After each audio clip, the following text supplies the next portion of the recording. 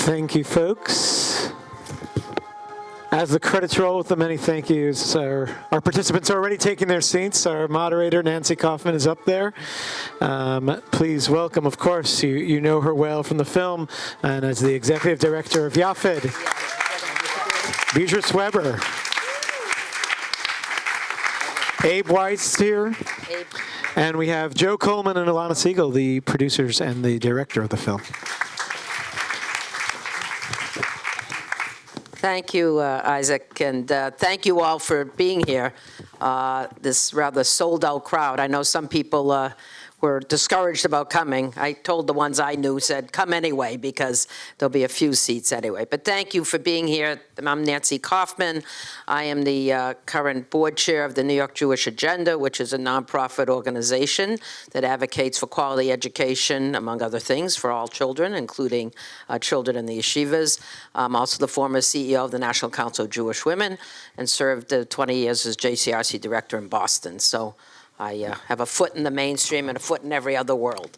I'm really honored and thrilled to be here to moderate this tonight, and just want to thank all of you for being here. I want to recognize Naftali Moster, who is the founder of Yaffed.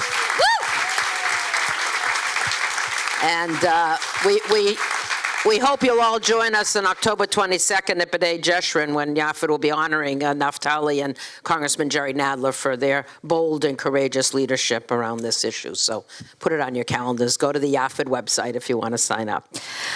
All right, well, the film we have just seen that was created by Joe and produced by Elana, as you can see, is an important documentary that really brilliantly, I think, documents one of the most pressing issues happening to Jewish children in our midst, particularly boys who are being deprived of an equivalent education to that of children in public schools, as required by New York state law. It highlights the groundbreaking work of Yaffed, which was started by Naftali and is now led by Beatrice Weber, who joins us here tonight on the panel, and you'll hear more from her in a few minutes. And if you're in the audience, chances are, hopefully, that you have read something about this. There's not anyone I run into who didn't read that incredible article that was in September in New York Times, or might have seen or heard something on television or in different social media. I don't have to tell you that we are supposed to be the people of the book. We're supposed to value education, and the thought that any Jewish child would not be getting an education is a shunda. And as someone said in it, I really do believe it's abuse and neglect. We're going to have a conversation now with our panelists. We're going to open it up to you all, and then we're going to invite you to come upstairs to reception, and we'll continue the conversation. So let me begin. I'm going to introduce all four panelists, and then I'm going to get this started by asking each a question. So Joe Kolman. Thank you, Joe, for an amazing film. Joe is a print journalist. His publications range from the Chicago Reader in 1979 to The Economist 2017. His grandfather was a rabbi of the Yemenite community in Kolman, Israel. And he made sure Joe's mother and her siblings received both a secular and a religious education. He started the documentary, as you can see from the masks, in 2020, after he and his wife hosted a former Hasidic student studying for her college degree in his apartment in Jackson Heights. Elana Sigall, is a consultant and attorney with an expertise in education-related legal and policy issues. She has served as the education advisor to the governor of New York, as head of the special education policy for New York City, and as a professor at Columbia University. She consults and serves as an expert witness for people choosing to leave ultra-Orthodox communities and yeshivas and seeking a secular education for their children. Abe Weiss, who's a star in one of the stars of the film. Abe was born and raised in the Hasidic community of Williamsburg.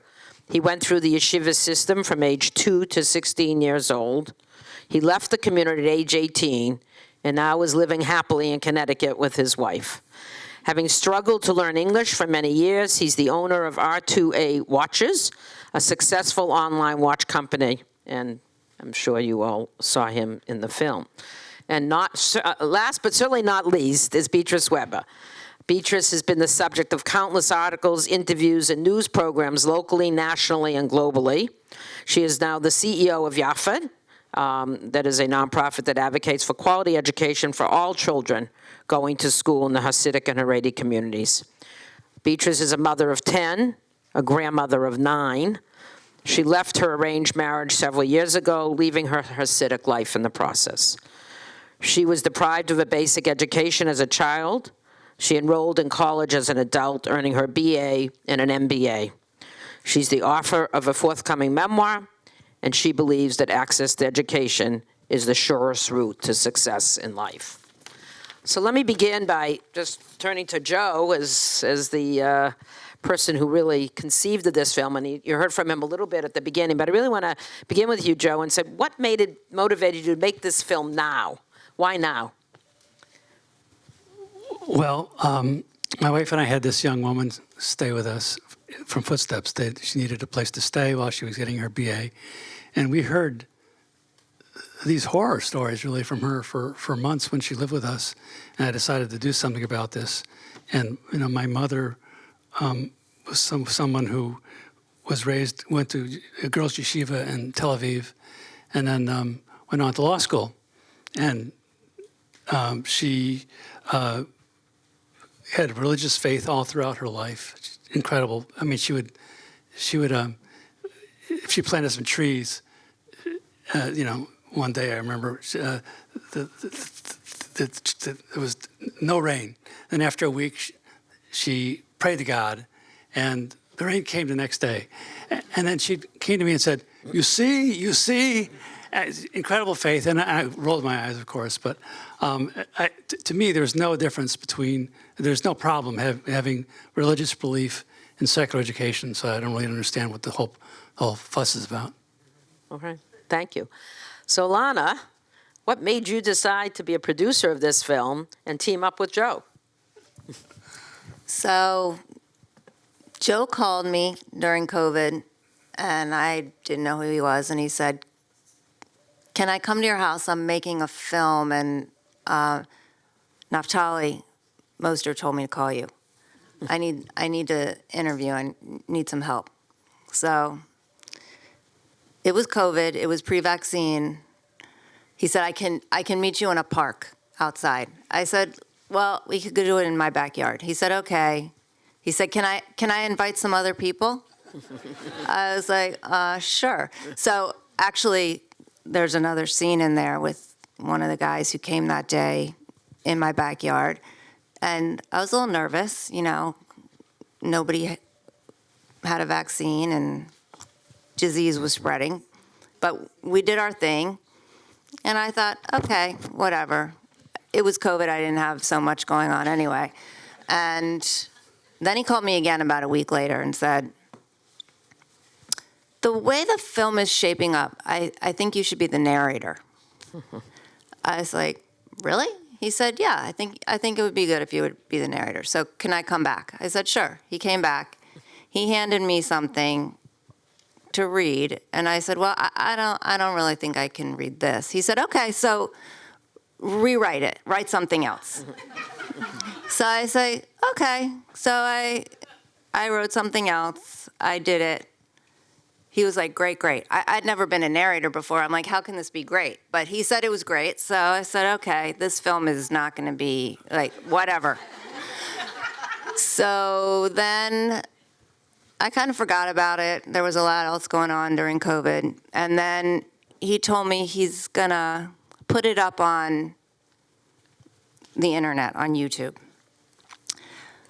I don't remember this at all. So he sends me a link to the film and says, I'm going to put this on YouTube if you want to take a look. And I'm thinking, oh God, this is going to be terrible. And then what I'm going to say to him. And I watched this thing that he sent me, and I am just blown away. And I call him and I say, you cannot put this on YouTube. This is amazing. This is totally amazing. We have to do something with this. We have to make it bigger. We have to include the stories of women. We have to expand it. and include all the work, make it longer. And so he said, really, you think it's that good? I said, yeah, it is really that good. So we started working together, and it's been an amazing thing. It's fits in very well with my work with a lot of Footsteps clients. Beatrice is my client, so I knew Beatrice already. And then, I worked a lot with the New York Times on the stories. It wasn't just the one story in September. They did a whole series. Right. If you haven't read the whole series, that was pretty amazing. And I feel like it's a real social justice issue, and Joe and I really kind of were of one mind about that.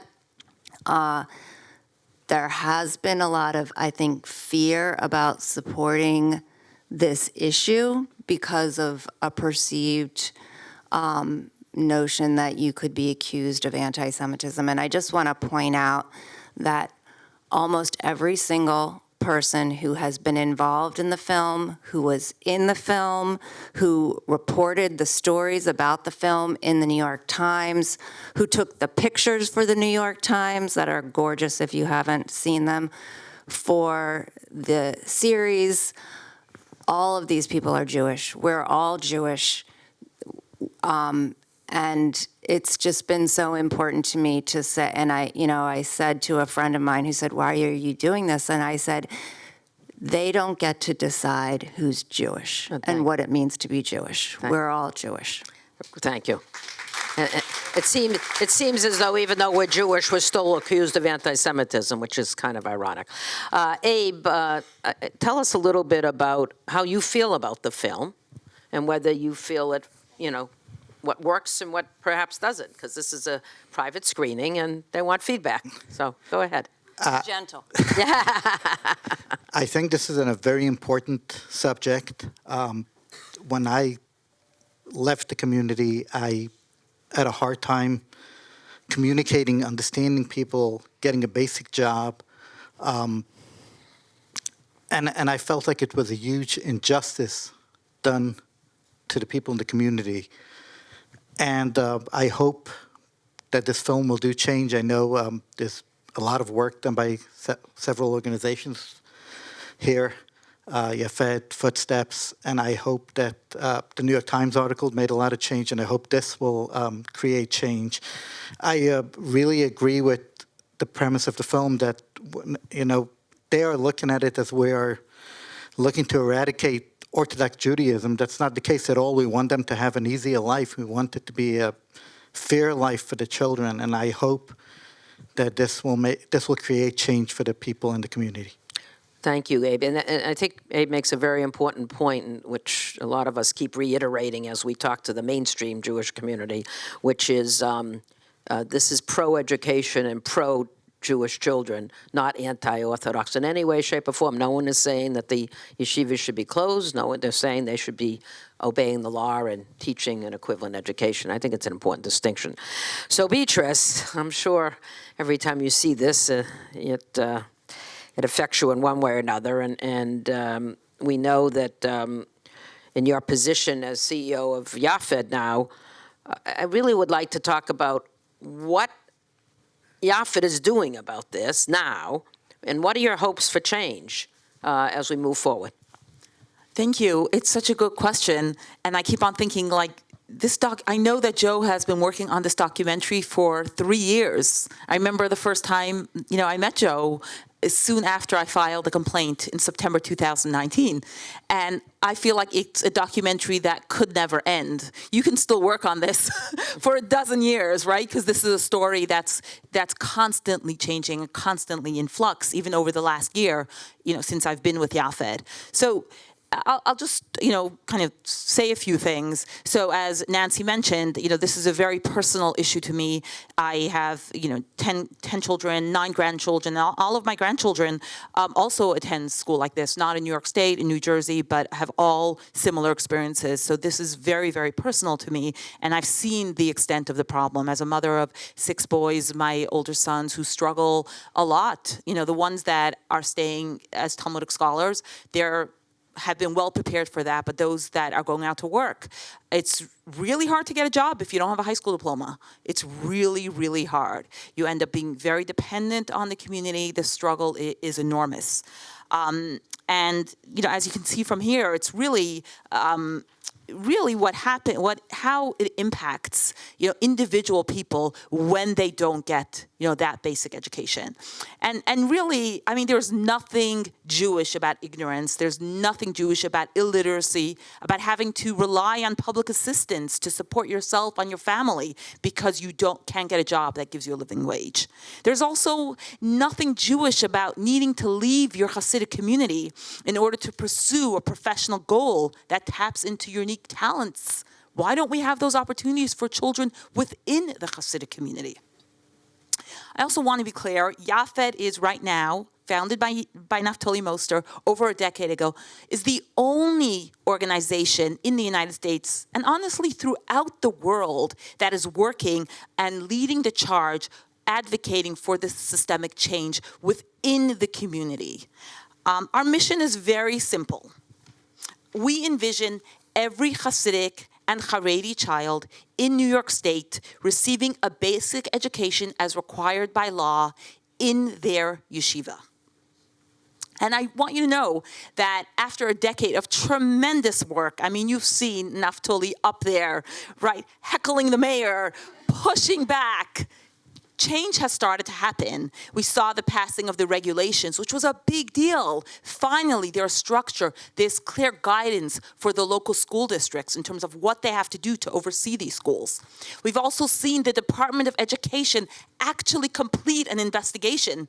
Yes, it took them 8 years, which is inexcusable because for 8 years, hundreds of thousands of these kids were going to school and not getting the education, but they completed it, something that at points we had thought was absolutely impossible. And most importantly, we've seen collective voices, both quiet and loud, from inside the Hasidic community. Most recently, we sent out a Yiddish language newsletter to 25,000 addresses in New York State. As a result of that, we received hundreds of phone calls into our newsline, dozens of calls into our phone line with inquiries. It's definitely shaking up the community. I'd like to express my thanks to all of you in this room who have spoken up to your government representatives, written letters, and advocated for change and supported Yaffed's work. I want you to know that your work has made a difference. But tonight, I want to let you know that there's still much, much work to be done. And it is time for New York and the Jewish community to stand together for Hasidic and Haredi children and make every yeshiva a center of learning and excellence, as has been the Jewish tradition for decades. We need your expertise, we need your brain power, and we need resources. We need you to join us in supporting the most ambitious and complex turnaround effort perhaps ever conceived in New York State. We're talking about changing the culture and teaching in hundreds and hundreds of schools. This will happen. This is now the law, but we do need your help. Before you leave, please come upstairs to our reception. We're going to have a page where you can sign up. Tell us what your expertise is and how you can help us to make sure that you can stay in touch and help us in this tremendous effort. Thank you. Thank you, Beatrice. Thank you. We have a few minutes, and I'd like to open it up to some questions from the audience. I don't know if we passed cards or not. Did we, Ben? Sure. Okay, we have a mic. Anyone want to have a question? Just keep it a question, please, and you may want to go ahead. Hi, good evening, everybody.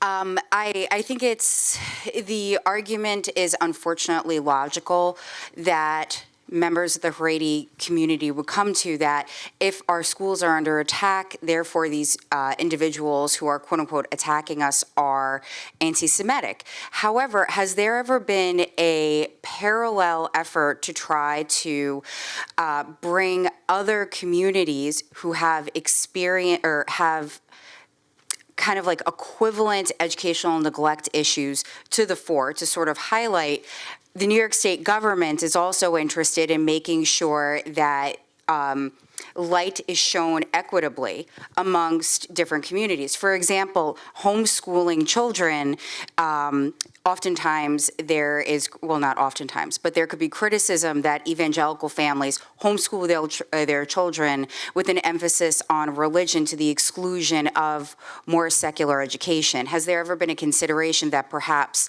it could be a more encompassing approach to kind of combat the argument of anti-Semitism? I'll let the educational expert. So I'm going to answer that in a little bit of a lawyerly way. There really aren't other communities in New York that are doing this in this way. Even outside New York, and there's a very famous landmark case about the Amish who stop sending their children to regular, so to speak, schools before they turn 16. They do educate their children in their own communities to do the work in their own communities, and they do have them in schools until they're 14 getting an education. And most important, the Amish communities do not rely on the government for aid. They actually are self-supporting and self-sustaining communities, which these ultra-Orthodox communities are not. They rely on government assistance for housing, for health care, for food. This is all government. Their lifestyle is subsidized by the government. The schools are subsidized by the government because they aren't educated enough to support themselves. And the homeschooling example, I understand why you would ask it, but the homeschooling example is, homeschooling has become more popular in New York in recent years, but homeschooling is allowed in New York. Homeschooling could be disallowed, and then there would be no problem, but there aren't really the resources to go in and see what's going on in every situation, so the option is to halt it altogether. Thank you, Elana. Oh. Beatrice, did you want to comment on that? Should we take? Yeah, I just want to say the standards for homeschooling in New York State are very high, a lot higher.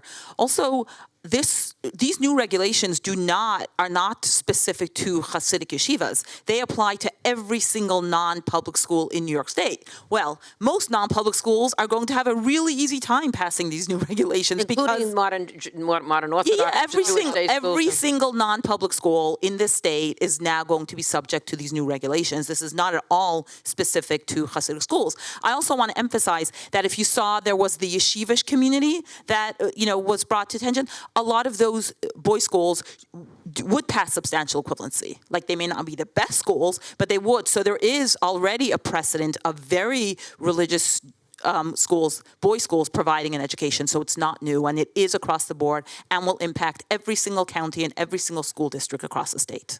Thank you. Another question? There's one up there. Go ahead. That's all right. We're recording, so. So first of all, I just want to say thank you for your work and for the film. It's really incredible.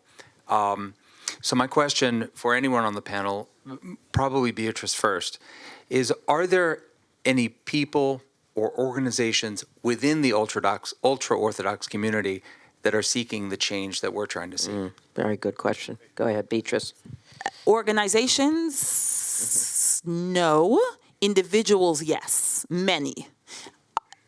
I would say I get people reach out to me probably almost on a daily or weekly basis, complaining about things going on, hoping for change, wishing for change. Oftentimes they're anonymous. They're too afraid to even share their name with us. But consistently we get complaints. We estimate that probably about 60 to 70% of people within the community want change. People often ask me, when did you realize there was a problem in the schools? I always knew there was a problem in the schools. We would always complain as mothers, like, what is going on? Our kids are there for 10 hours. Can't they teach them something? But we couldn't do anything about it. There's very little agency as an individual in the community. If you do speak up, you're considered, a rebel and a bad person that needs to be suppressed. There's a lot of fear. Okay. Another question right there. And then we're going to take, Ben, how are we doing for time? This is tangential, but I've always been curious. All these young men that are out here every Friday on the Upper West Side asking people to put on tefillin and giving women candles, are they doing that on school time? And are they forced to do that by their families or by the whole cult?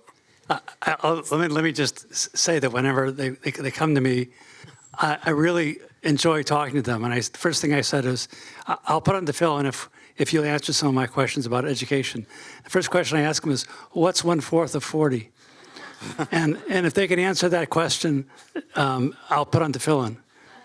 And well, most of the time I don't. Okay. Elana, did you want- I mean, these. Beatrice, go ahead. Yeah, these boys are from, as it was mentioned, a particular community, the Chabad Lubavitch community, Yes. where they're highly encouraged to do that work. That's part of their day, and that's what they're encouraged to do. They speak English, as you can see, but the flagship school in Crown Heights of Chabad does not teach any secular education at all, meaning there is not even a teacher who comes in and teaches anything. There are other Lubavitch Chabad yeshivas that do teach, but their flagship, their main school, does not teach any secular education at all. And this wasn't always the way, right? This has gotten worse, is my understanding. Yes. Is that right, Elana? Yes. Yep, yeah. After the war, when they first came here, a lot of the ultra-Orthodox received a good secular education because they needed to make money to survive. And 20 years later, I'd say in the 60s, 70s, and 80s, they started toning it down. New York City public school teachers were no longer teaching secular education. They gave it to their high school graduates. Okay, one last question. Non-high We have school. time? I'm going to take this last question just to ask, what's next? What's next for the film? What's next for this audience? What do they need to do? I'm so glad you asked that. That's why I work here. If you liked the film and you want to support us to finish the film, the New York Times series was amazing, is amazing. It's online. People can read it. We think this film can reach a very wide audience, and there are platforms that have streamed other films about these communities, and people seem to take an interest in this community all over the country. And we want to finish the film because we think it's a great way to get the message out. And if you can help us, please go to unorthodoxeducation.com and press the donate button. We will use the money to finish the editing, improve the sound, put a better soundtrack with it, et cetera, so that we can get it distributed, and we hope up on a streaming platform so that the whole world We want to can see it at Sundance. Beatrice, the last word. Yeah, so at Yaffed, we continue to take ongoing legal action to force government agencies to make the changes needed to enforce education for these children. We continue to outreach within the community and organize within the Hasidic community to bring that pressure up from inside the community. We continue to work with politicians to implement legislation and prevent bad legislation from happening. So there's constant work that we do that goes on behind the scenes to continue to push this forward. This is an issue that's not going away. I think David Bloomfield said correctly, this is going to take decades of work, right? Right now, they're acknowledging it's an issue. Change is going to have to start happening in these schools, and then there's going to have to make sure that the change keeps on happening. The right teachers are hired. There's tremendous, tremendous work ahead of us. We need your help. We need you to go back to your rabbis, back to your congregations, back to your politicians, speak up about this work. Please sign up on our mailing list, so you can come on our mailing list and see what we're up to. We send out emails, not that regularly, but regularly enough that you'll know what's going on, and tell us what your expertise is. We want your help, and we need your help. I just want to add one more thing. Joseph Krause is here in the audience, and he's moved to New York City since we finished the film, and he's looking great, I must say. And Thank you, Joseph. and if you can get him, if you can help him get a great job, please help him. Meet him afterwards. Let me just close by saying, as someone who considers himself a knowledgeable Jewish communal professional, how little I knew till my friend Anita Altman educated me about this issue. And I think what really hit me very hard was when I found out that 1 out of every 3 children in Brooklyn, not Jewish children, 1 out of every 3 children in Brooklyn will be in Haredi yeshiva by the year 2030. So those of you who are on boards of Jewish organizations or on synagogue boards, we're doing a pretty good job of making inroads now into the mainstream Jewish community who has not seen it as their issue. But you know what? It is our issue. It's all of our issues. So thank you for being here, and we'll continue upstairs. Thank you, Nancy. Thank you all. Folks, you could join us in the lobby for the reception to continue the conversation. Thank you very much. Join us for more films. Make an impact, and have a good night.